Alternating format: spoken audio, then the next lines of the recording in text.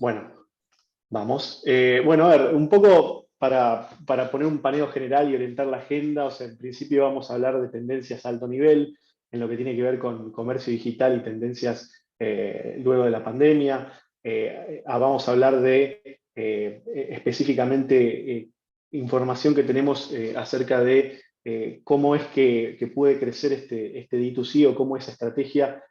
yendo un poco para atrás, o sea, D2C sería poder hacer una estrategia en la que los fabricantes o los distribuidores puedan llegar directamente al consumidor y tener una venta directa por ese canal, que es un canal que usualmente no es el canal principal para ellos para comercializar. Entonces, lo que vamos a buscar es también mostrarles una matriz bastante interesante que hemos podido desarrollar, en la que pueden empezar a validar y vislumbrar lo que son diferentes estrategias de roadmap digital, y después ya nos metemos de lleno en lo que tiene que ver con quick wins y bueno, casos de uso puntuales de clientes en los que hemos podido ayudar y colaborar en esta estrategia de Direct to Consumer. Esto tiene que ver más con algo que es una frase bastante interesante pensando en lo que tuvo que ver la pandemia y cómo transformó mucho, tanto a nivel tecnológico como a nivel comportamiento organizacional y de consumidor, ¿no? O sea, hoy nos encontramos que después de la pandemia, esta crisis y esta oportunidad que nos generó el aislamiento en muchas empresas hizo que se frenen y se tengan que cambiar completamente los modelos y las formas en que se están llegando a los clientes. O sea, no solo colaboró muchísimo en lo que tiene que ver con la parte tecnológica, o sea, pudiendo marcar estándares en cómo se manejan hoy las interacciones, sino también el comportamiento del consumidor, ¿sí? O sea, yo hablando desde el lado del millennial, he visto mucho ese cambio, ese grado de adopción de la tecnología en muchas generaciones, y la verdad que revolucionó no solo las diferentes industrias de diferente manera, sino también los modelos de negocio, ¿sí? La idea es un poco pensar en qué pasó con el retail también, o sea, más allá de que estamos orientando esta charla más a los fabricantes. O sea, hoy nos encontramos con comercios que se encontraron teniendo que repensar el rol de la tienda física y cómo pueden cubrir esas demandas de los clientes trabajando siempre en un contexto de esta mentalidad de comercio colaborativo, ¿sí? Primero, bueno, vamos a pasar un poco a lo que tiene que ver con un poco de contexto, perdón, se me fue, ahí estamos, un poco de contexto a nivel Latinoamérica, ¿sí? Entiendo que la gran mayoría, vi que hay gente de Bolivia, hay gente de Argentina, de México, de todos lados, entonces vamos a abarcar todo lo que podamos para que entiendan dónde estamos parados hoy, por lo menos de lo que hemos visto en diferentes consultoras con las que hemos hablado. Hoy, puntualmente, a través de este análisis de eMarketer, vamos a ver que claramente el 2020 fue un año que golpeó el retail, pero también se conoció como el año en que la región, en que Latinoamérica se convirtió en el mercado de más rápido crecimiento en retail commerce. O sea, superando un 60% el crecimiento de ventas, realmente algo que cuando se veía en perspectiva, hoy se ve con lo que llamamos el diario del lunes, lo que se veía en 2019, cambió completamente la proyección que se estaba pensando. Esa proyección de conseguir los 150 billones como zanahoria en 2025 más adelante, terminó siendo algo que hoy está proyectado para el año que viene únicamente. Estamos viendo que el share de e-commerce en los negocios empieza a llegar a los 2 dígitos mucho antes de lo que pensaban, o sea, estábamos en un dígito bajo y ahora de repente estamos empezando como a explotar toda esa parte. Y bueno, ni hablar que el caso Mercado Libre siempre es un caso bastante emblemático en la región. O sea, si vemos que un gigante como esos, que son tan buenos en lo que hacen, tuvieron que también evolucionar su negocio, implica que evidentemente hay algo que está cambiando. Bien, bueno, pasando un poco a lo que sería la parte de tendencias y crecimiento, o sea, si bien hablamos un poco de contexto, ahora me gustaría enfocarme un poco en lo que tiene que ver con algunas cosas que estamos viendo que están pasando a nivel comercio digital y que realmente están empezando a hacer iniciativas muy importantes en el mercado. Siempre vamos a tratar de aterrizarlo en lo que tiene que ver con la estrategia direct to consumer, ¿sí? O sea, para no perder un poco el hilo de lo que venimos hablando, pero bueno, voy a hablar un poco a alto nivel de algunas iniciativas y después hacemos un doble clic. Live shopping, como ven ahí, o sea, y también tenemos esa imagen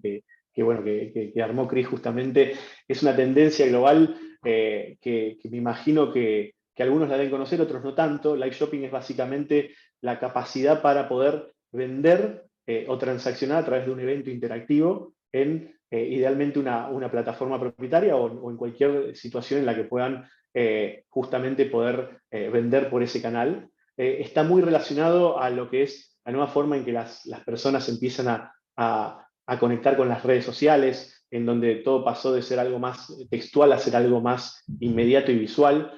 donde tenemos videos cortos, streaming en vivo, muchos influencers. La idea es poder utilizar el motor y el poder de ese cambio de comportamiento para poder transaccionar y generar también una imagen de marca desde otra visión. Después tenemos también la tendencia de social selling y comercio conversacional. Social selling es básicamente la capacidad de poder vender a través de redes sociales, ¿sí? Terminan abriéndose puertas para integrar puntos de contacto con clientes en diferentes redes sociales que se puedan unificar con un mismo e-commerce y que puedan lograr entender cuál va a ser la mejor estrategia de reach para el cliente, ¿no? Y después, a nivel comercio conversacional, eso sería prácticamente, digamos, muy relacionado al social selling, es la posibilidad de poder vender a través de herramientas de mensajería, pero de una manera autogestionada, ¿sí? O sea, la posibilidad de poder tener ciertos motores de inteligencia artificial o de análisis predictivo para poder responder y hacer una compra autogestionada a través de una conversación sin que se resulte que se hable como con un robot, ¿no? O sea, es el gran desafío que tenemos en lo que es esa automatización. Después, bueno, obviamente tenemos los last milers, todos los nuevos players, marketplaces que están empezando bueno, ya están empezando, no, ya están teniendo mucho peso en lo que es las promesas de envío rápido, ¿sí? Como puede ser Pedido Ya o Rappi. Vemos que también están cambiando el comportamiento a nivel la inmediatez en que se busca un producto. Ya no están pensando en comprar algo para que nos llegue dentro de 5 días, sino que se está buscando poder cubrir un fulfillment en muchos casos hasta en 1 hora, ¿sí? Dependiendo del tipo de producto. Entonces, son muchas cosas que están cambiando cómo estamos viendo ese overview general del comercio digital. También tenemos lo que tiene que ver con la parte de marketplaces, o sea,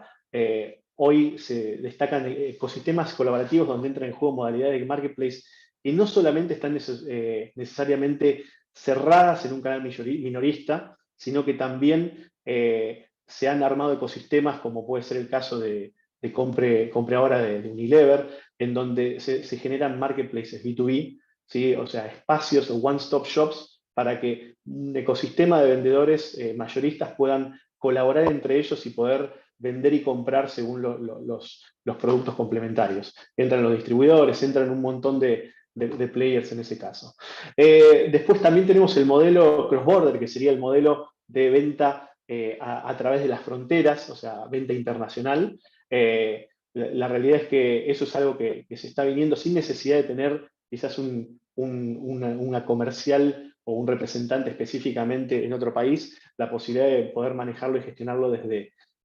un mismo país. Y bueno, y finalmente, digamos, también a alto nivel, respecto a lo que tiene que ver con los motores de búsqueda, Google medio que nos malacostumbró a que cuando nosotros buscamos siempre nos consigue los resultados más precisos, y lo que termina pasando es que muchas veces esos resultados nos malacostumbran justamente a que cuando queremos buscar no querramos ir a la segunda página, y eso se está empezando a trasladar a lo que son plataformas de e-commerce, en donde el motor de búsqueda pasa a ser no una caja negra que te da resultados relevantes según lo que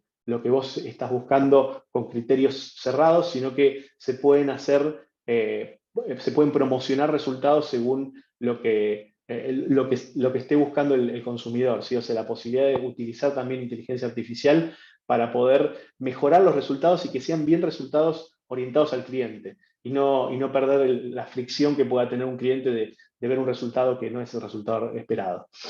Bien, bueno, vamos a ir pasando a alto nivel algunas de las iniciativas más emblemáticas que están relacionadas con poder armar esta estrategia de Direct to Consumer. habíamos comentado el caso del live shopping, que es una tendencia, yo creo que no lo comenté en su momento, es una tendencia que nació en el Oriente, en China puntualmente, con el Día del Soltero en 2016, revolucionó la experiencia de compra de la región con la capacidad de tener momentos compartibles, o sea, la posibilidad de compartir y poder expandir esa experiencia transaccional directamente con otros usuarios y hacer toda una tendencia que se lleva a una experiencia de marca que tiene que ver con la posibilidad de no solo tener un propio direct to consumer, sino un sitio con un evento 100% transaccional en vivo, donde pueden realizar encuestas, se pueden analizar métricas de usuario y hasta se pueden hacer acciones de loyalty específicas para poder fidelizar y controlar las audiencias, ¿sí? Al fin y al cabo, o sea, que se busca tratar de mejorar la conversión, o sea, cuántas personas interactúan con nuestro sitio o con nuestra herramienta o canal por sobre cuántas personas compran concretamente, ¿no? Eso sería lo que estamos buscando acá. Por ejemplo, en un caso de Samsung, que es un caso de acá de Argentina, en Samsung estamos haciendo iniciativas en todos los países y la verdad que, bueno, con muy buenos resultados, tanto para lo que es experiencia móvil como web. Después tenemos lo que tiene que ver con el comercio, el social commerce, ¿sí? O sea, nos ha pasado, y esto también creo que Juan también puede avalarlo y capaz que después lo entra un poco en detalle, en muchas reuniones con fabricantes que hemos tenido de diferentes industrias, tenemos el caso de los equipos de e-commerce que trabajan en acciones donde hay campañas de difusión por alguna red social, pero que eventualmente termina siendo redirigida a un marketplace externo o a un e-retailer que funciona como un partner para que el cliente termine realizando la transacción. Lo que termina pasando muchas veces es que la forma de dar, o sea, si bien es un buen paso inicial para arrancar en el comercio digital, la información, el ownership del cliente, el ownership de la experiencia de usuario, se pierde completamente y no se tiene información de primera medida en lo que tiene que ver con los aspectos comportamentales. Entonces, eso, aparejado también con los márgenes que se tienen, obviamente, porque trabajar con marketplaces externos nos sacan mucho de nuestro margen, son algunos de los desafíos que se empiezan a tener cuando empezamos a generar una mayor madurez a la hora de pensar en vender online, ¿sí? Este caso que van acá es el caso de Casa de la Cerveza de Chile, es el grupo AB InBev, que es Quilmes acá en Argentina, en cada país tiene un nombre diferente, pero bueno, es una experiencia justamente de cómo pasar de un Instagram y de una venta a través del marketplace Instagram se redirige a lo que es una tienda online donde se transacciona, ¿no? Después, bueno, esto está muy bueno y tiene que ver con un análisis que hizo Gartner, que es el modelo de suscripción. O sea, según Gartner, proyecta que el 75% de las empresas involucradas en iniciativas D2C, específicamente para lo que es el canal de conveniencia, obviamente acá aclaramos porque fabricantes hay muchos y podemos hablar de fabricantes de electro, como podemos hablar de papelería. Obviamente este caso aplica más a lo que son los CPG de alto movimiento, ¿sí? O sea, bienes de consumo que se consumen rápidamente, básicamente, donde se puede armar un modelo de suscripción, ¿sí? O sea, la posibilidad de colaborar en esa estrategia de fidelización generando lo que sería la compra recurrente orgánica, ¿sí? O sea, la posibilidad de que un cliente que tiene una cierta demanda de un producto por un determinado tiempo pueda autogestionar ese pedido de una forma como si fuese automática, ¿sí? Entonces, todos los meses te llega el pedido de papel higiénico, así como todos los meses, no sé, en mi caso, por ejemplo, yo tengo un club de vinos y todos los meses me llegan vinos, ¿no? O sea, es otra categoría, pero bueno, aplica a lo que se está buscando, ¿no? Acá vemos un caso también de Puppies, que es una cadena de pet shops en Argentina que tiene habilitado eso para el alimento para perros, por ejemplo, que también es un caso muy, muy aplicable. Y bueno, y después vamos específicamente a lo que nos trae al webinar, si les parece, la posibilidad de aplicar esta estrategia de direct to consumer, ¿sí? Y cómo aplicarlo en varias industrias, ¿sí? O sea, pensando en que no hay industria que no pueda, aunque sea, evaluar a alto nivel cómo encarar ese roadmap. De hecho, nosotros usualmente cuando nos reunimos con determinados clientes, seguramente hay muchos testigos acá en la audiencia, tratamos de enfocarnos en un lado consultivo y entender cómo es que se imaginan ese roadmap y tratar de dar esas recomendaciones que sirven para pensar en qué se está buscando, ¿sí? O sea, qué es lo que quieren hacer y capaz por qué puede ser una buena estrategia para empezar a aterrizarla mucho más, ¿sí? O sea, la idea es buscar entender un canal que es un canal que claramente no es un canal natural y orgánico en el cual la empresa ha crecido, pero que hoy se encuentra como una necesidad o un canal que realmente vale la pena empezar a involucrar, ¿sí? Aunque sea a evaluarlo a alto nivel, es como lo que importa. Entonces, y acá, bueno, ya le paso el pie a Juan para que complemente, digamos, de su lado, pero lo que nos ha pasado en estas reuniones que hemos tenido con diferentes empresas fabricantes, distribuidores, ¿sí? Es que obviamente hay distintos modelos, ¿no? Pero después de tener la posibilidad de tener estas reuniones, estos workshops, estos assessments, nos encontramos con estos 4 desafíos que son los 4 desafíos más a alto nivel importantes que estamos viendo en empresas fabricantes. Algunos pueden identificarse, otros no tanto, pero el concepto es bastante similar en todos. Primero, y el más principal, es cómo empiezo, ¿sí? O sea, yo no crecí, no respiro retail, ¿no? O sea, cómo me meto en un mundo en el cual hay un montón de especialistas y hay un montón de empresas que ya lo manejan, ¿no? O cómo llegar a ese cliente final, y esto también nos pasa muchísimo, sin generar conflictos en la cadena de valor. Los canales de distribución, ya sean los directos, los indirectos, los modernos, los tradicionales, o sea, cómo poder crear esa estrategia last mile sin perder también en el camino los datos claves, que son los datos de los clientes, o cómo involucrar a nuestros partners logísticos que están acostumbrados a manejar pedidos mayoristas, a acceder a productos más rápidamente y también colaborar en esa transformación del lado de ellos, o cómo incrementar el sell-out de los resellers que tenemos y los distribuidores, entendiendo que ese direct to consumer puede ser un ecosistema en el cual todos son parte de la cadena y no tienen que ser amenazas o problemas nuestros, ¿no? Después, bueno, a nivel omnicanalidad,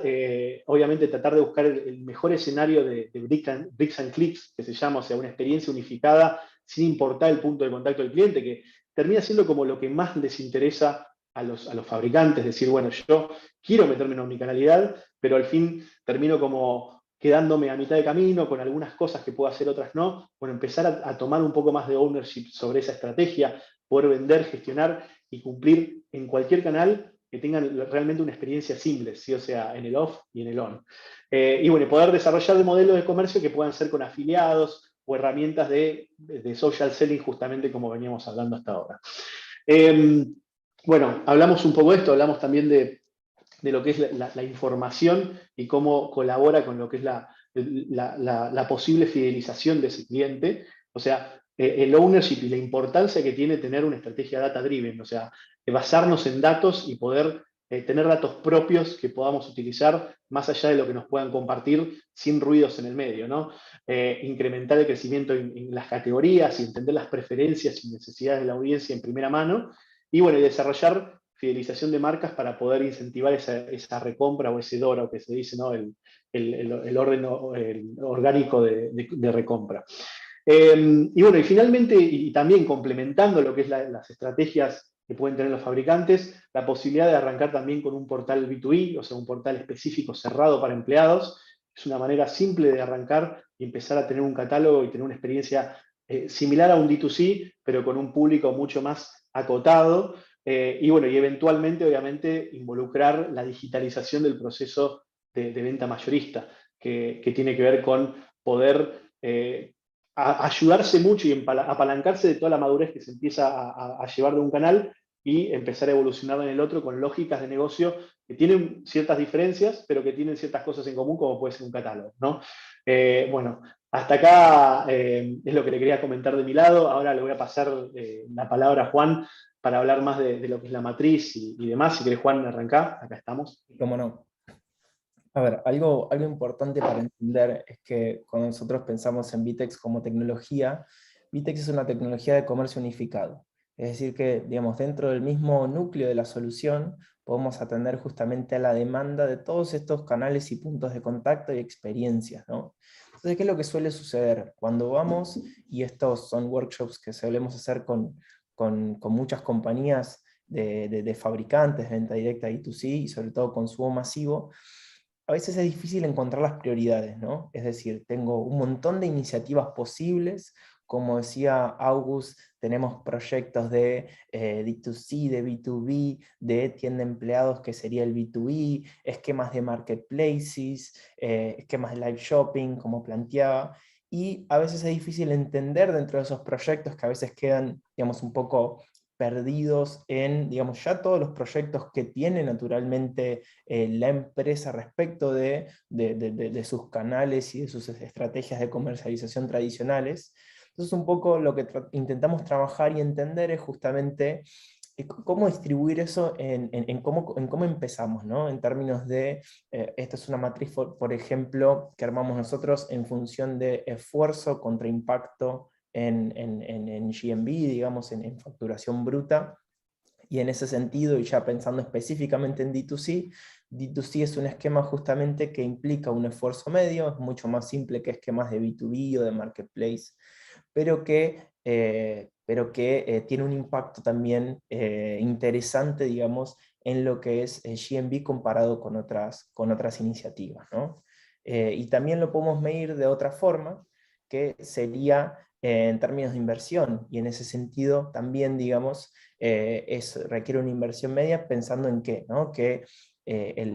los principales puntos acá van a estar dados en términos de inversiones en el armado del equipo, que acá, digamos, ahí también va a depender un poco del esquema que se elija, si se va a través de un full commerce o a través de un distribuidor o con equipo propio, y de todo lo que es el armado relacionado a lo que es operaciones y logística, que es algo que cambia radicalmente en una empresa que está acostumbrada justamente a un esquema de B2B, un esquema de venta empresa. Entonces tienen que empezar a lidiar con la lógica de atención al cliente, de procesamiento de lo que es las facturas uno a uno, de la gestión del volumen que conlleva justamente la venta a consumidor final, ¿no? Entonces, teniendo en cuenta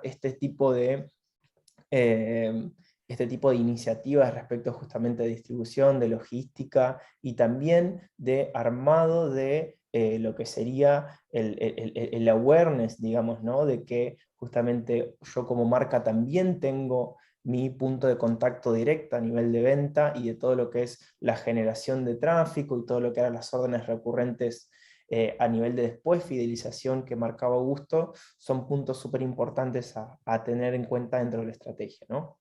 Pero entonces, si seguimos adelante, un poco lo que tratamos de entender es, ok, ¿cuál es el beneficio específicamente del D2C? ¿No? ¿Por qué una empresa lo haría? Ahí, digamos, hay grandes beneficios que fuimos viendo históricamente, sí que se pueden mantener, les diría, en la mayoría de las industrias en las que trabajamos, y en donde justamente uno de los grandes puntos es el tener el control sobre la experiencia de tu marca. Entonces, eso es un punto fundamental cuando estamos justamente trabajando en esa construcción de marca, y en donde muchas veces el delegar la experiencia de compra en un tercero, en un retail, es justamente también ceder en parte esa experiencia que uno está dando. Y a veces en donde nosotros queremos dar como un diferencial respecto de nuestra experiencia y queremos también, digamos, trasladar eso a, a básicamente un canal en donde nosotros podamos controlar y que es justamente lo que permite ese esquema de D2C. Y eso se nota mucho, por ejemplo, en el rubro de retail electro, en donde tal vez justamente, por ejemplo, los canales de D2C no compiten necesariamente por precio, hasta el contrario, a veces los precios preferenciales se trabajan a nivel de los canales de retail y distribución, sino que lo que aportan es una experiencia superadora en términos tal vez de tipos de entrega preferenciales, en temas de tener soporte o atención o garantía extendida incluida. Entonces tal vez se trabaja en términos de decir cómo le puedo mejorar la experiencia a mi cliente en un canal en el cual yo controle. Y eso permite también justamente trabajar la cuestión de fidelización con clientes en un esquema en el cual conviva con los otros puntos de contacto que ya tiene el cliente, digamos, y poder dejarlo como una alternativa más dentro del espectro de contactos con la marca. Y eso también va a generar un montón de información que es súper preciada para la marca, que muchas veces tal vez necesariamente hoy no tienen, porque hoy es muy difícil dentro de la cadena de valor, pensando en todos los esquemas de B2C, en justamente llegar a tener la información concreta del cliente final. Entonces es algo que generalmente en la cadena se termina perdiendo y es algo que justamente se revaloriza. Y en donde esa información y esos insights y esos datos, uno después puede luego transpolarlos al resto de los canales en donde sigue trabajando. Entonces tal vez en porcentaje de la venta necesariamente no sean valores tan altos D2C, pero tiene un valor estratégico fundamental, que es justamente permitir generar insights a partir de tener el flujo completo de compra, justamente desde la generación del producto hasta la venta y todo el proceso de postventa, ¿no? Y digamos también justamente uno empieza a tener un control mucho más fino con el tema de comercialización, ¿no? Desde productos premium, lanzamientos, promociones especiales, e inclusive, digamos, trabajar esquemas en donde también puedo a nivel de tecnología trabajar sobre cuál es la experiencia, por ejemplo, con esquemas de IoT. Eh, y un poco los beneficios son claros, digamos, en el sentido de que, además de que justamente los márgenes son mejores en términos de la venta, eso también permite justamente todos los esquemas de fidelización, de personalización y de dar eh, una experiencia única al cliente, ¿no? Si podemos avanzar. Y entonces ahora vamos a pasar a algunos casos de éxito pensando en, bueno, en distintas industrias, cómo se fue dando, cuál es la experiencia de empresas que ya lo hicieron y un poco cuáles son también los aprendizajes, ¿no? Un caso, digamos, muy fuerte que tenemos hoy a nivel de Vitex para consumo masivo es la tienda oficial de Coca-Cola en Chile, que de hecho hoy es la tienda de D2C más grande de Coca-Cola a nivel mundial en términos de volumen, y en donde justamente parte de un contexto particular, ¿no? Porque en Chile el consumo de Coca-Cola per cápita es uno de los más altos del mundo, ¿no? Entonces tiene una presencia de marca muy fuerte y justamente ellos querían capitalizar sobre eso, en ellos poder gestionar la propia experiencia de sus clientes en este canal directo, y vieron crecimientos enormes en facturación, y obviamente la pandemia ayudó a acelerar eso, y uno de los grandes beneficios que planteaba justamente el equipo de Coca-Cola era la capacidad de gestionar volúmenes de operaciones grandes con equipos chicos, ¿no? Que eso también es una ventaja intrínseca de la plataforma, en el sentido de que hay mucho de la plataforma que ya está disponible out of the box, y en donde justamente la aceleración es alta, y en donde ellos también trabajaban muy fuerte el tema de todo lo que era suscripciones. Digamos, no todo lo que era la recurrencia de compra es algo muy fuerte en lo que ellos hicieron hincapié a lo largo de todo el proceso. Entonces siempre se trabajaba un crecimiento incremental sobre la base de retención de clientes y luego adopción de nuevos clientes, ¿no? Y ahí, o sea, y también lograron un objetivo bastante bueno, que es poder tener envío en el mismo día en el Cyber Monday. La verdad que han logrado un... Sí, Eso es uno de los grandes desafíos que cuesta mucho sortear, y que en donde también se trabajó mucho, porque un poco el fuerte que ellos tenían dentro de Coca-Cola era la distribución. Entonces ahí pueden capitalizar, digamos, esquemas de dar un buen servicio en términos de entrega, trabajando la distribución propia, ¿no? Pensemos entonces, ahora ya pasando a todo lo que sería el rubro de electronics. Acá tenemos muchísimos casos, pero un caso de Samsung creo que es el caso emblema, tal vez si pensamos en lo que mencionábamos antes como omnicanalidad, ¿no? De decir, comienzo a digitalizar toda mi experiencia como marca al margen de cuál es el punto del contacto. Entonces, si bien trabajo obviamente con todo mi esquema de retails, e-retails y distribuidores tradicionales, también comienzo a desarrollar y ellos desarrollan muy fuerte el direct to consumer, la venta a través de marketplaces, todo lo que era el B2E, digamos, con un esquema muy fuerte de, digamos, de tanto Friends and Family como esquemas para empresas de venta en sitio cerrado, con distintas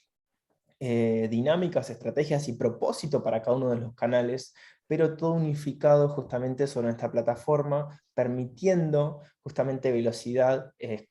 y escalar de una forma mucho más ordenada, ¿no? Ellos justamente trabajan con nosotros en más de 6 países y lograron justamente en el plazo de un año plantear todos los esquemas que nosotros que les estaba mencionando, ¿no? Tanto los esquemas de expansión regional, que también eso una enorme ventaja porque justamente ahí se empieza a asociar también con los esquemas de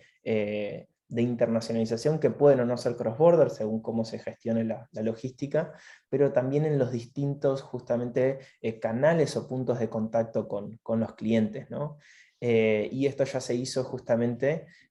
con un framework en donde ellos lo que planteaban era que si bien ellos manejaban toda la experiencia del cliente, eran sus distribuidores, sus principales distribuidores, quienes hacían justamente la parte de la logística y la entrega, ¿no? Entonces de esa manera podían generar un esquema coordinado en donde en vez de que los distribuidores vieran al canal D2C como un problema o un competidor, vamos a decir, en realidad lo veían más como un servicio agregado en donde se genera una venta incremental, digamos, pasiva, justamente, en donde ellos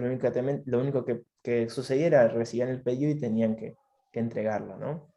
Entonces también la digitalización permite ese tipo de experiencias que son justamente muy simbióticas entre las distintas partes de la cadena de valor. KitchenAid es otro caso también ahí en Appliances, trabajamos muchísimo todo lo que es el D2C, y hay un esquema, hace poco me dijeron algo muy interesante que es respecto del D2C, es que ya nos ganamos el derecho a existir, decían, ¿no? Como que antes había un conflicto del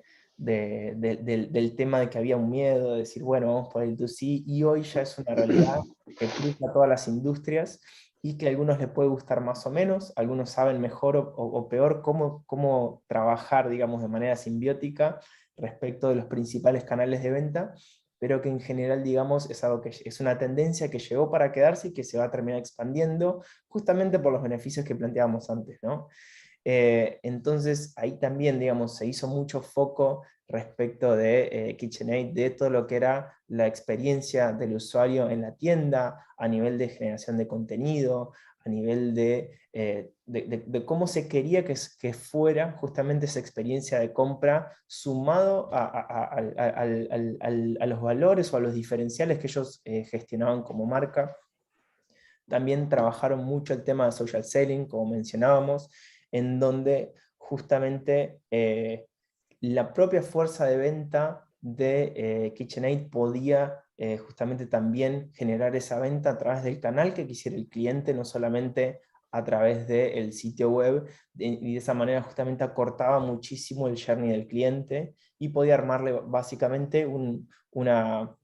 carrito cerrado en donde lo único que tuviera que hacer fuera pagar y asistirlo, digamos, en todo el proceso previo de navegación del sitio. Y ellos vieron justamente en función de eso, que lo hizo su equipo de televentas, un crecimiento de más o menos un 50% en facturación con esa funcionalidad, para lo cual para ellos fue un caso de éxito enorme, y sobre todo el crecimiento mundial, no solo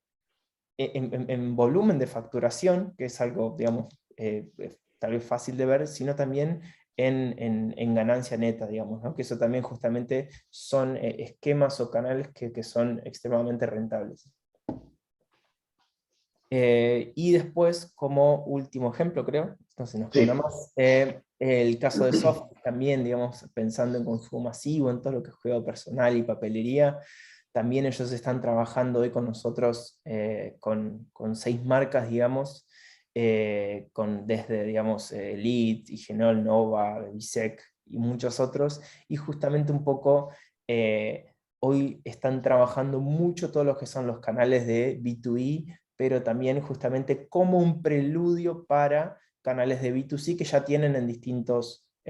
canales, ¿no? Entonces también eso es una forma de hacer una prueba piloto que permita escalar de una manera muy fácil al B2C, porque ya estás preparando todos los esquemas de generación de tráfico, de marketing, de operaciones y de logística en un entorno, digamos, controlado respecto de volumen, y en donde, digamos, hacer ese pasaje después a la venta directa consumidor final en sitio abierto es mucho más fácil, ¿no? Y también justamente permite trabajar mucho el esquema de loyalty y de retención de clientes, ¿no? Entonces, bueno, ellos vieron, digamos, por ejemplo, un crecimiento de 15% en lo que era su volumen de facturación, y en donde un poco el gran insight, digamos, para Softis, y sobre todo respecto de otras tecnologías, era el poder justamente hacer esquemas que fueran tanto rápidos como eficientes en términos de equipo, ¿no? Entonces, poder, digamos, sobre todo esquemas de industrias tradicionales que tal vez necesitan acelerar muy rápido, como veíamos en el primer slide de todos, ¿no? De lo rápido que está haciendo ese cambio digital. Es una forma, digamos, de llegar al estado del arte en términos de tecnología de una forma muy rápida y poder empezar a correr esa carrera que hoy están corriendo todos en lo digital, de una forma que permita justamente con una inversión no tan alta y en tiempos bastante rápidos, justamente empezar a desarrollar estos canales, ¿no? Sí, el nivel de conveniencia también, o sea, la parte que, bueno, ya la hablamos un poco antes, pero el modelo de suscripción, que para en